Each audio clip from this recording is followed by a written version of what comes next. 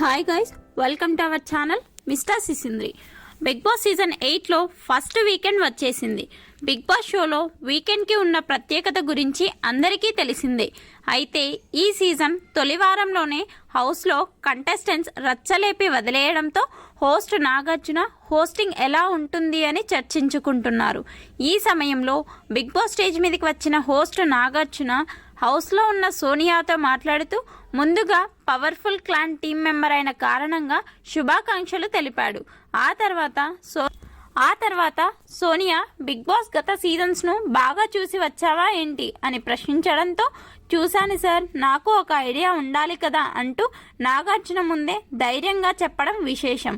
ఆ తర్వాత నువ్వు ఇతరులని క్వశ్చన్ చేసే విధానం చాలా బాగుంది. ప్రతి విషయంలో నీ మాట వినపడుతుంది. నువ్వే మాట్లాడే మాటలు, ఆలోచించే విధానం అంతా బాగుంది. కానీ నువ్వు మాట్లాడేటప్పుడు యాటిట్యూడ్ చూపిస్తున్నావు చూడు, అది మాత్రం బాగోలేదు.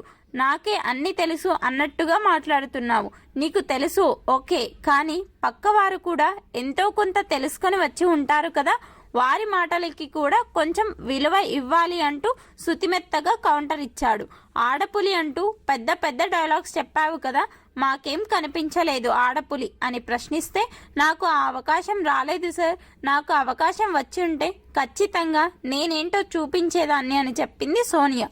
దీనితో నాగార్జున, చూడు సోనియా, నీకు నచ్చని పాయింట్స్ పై ఫైటింగ్ బాగుంది, కానీ నువ్వు నీ పాయింట్ చెప్పినప్పుడు ఎదుటివారు తమ పాయింట్ చెప్పుకునే అవకాశం ఇవ్వు. అప్పుడే కదా నువ్వు కరెక్ట్గా మాట్లాడుతున్నావా లేదా అనేది తెలిసేది అంటూ చెప్పడంతో ఇకపై మీరు చెప్పినట్టు పాటిస్తాను సార్ అని చెప్పింది సోనియా.